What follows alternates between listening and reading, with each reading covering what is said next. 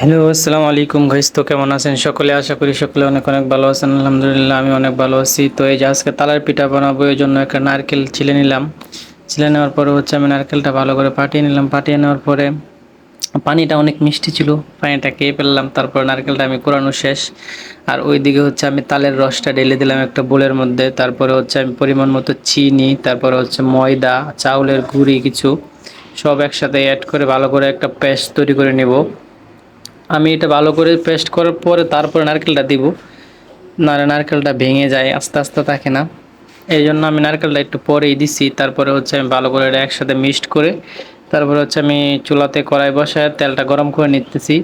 তারপরে ছোট ছোট করে আমি এভাবে দিয়ে দিচ্ছি সবগুলো।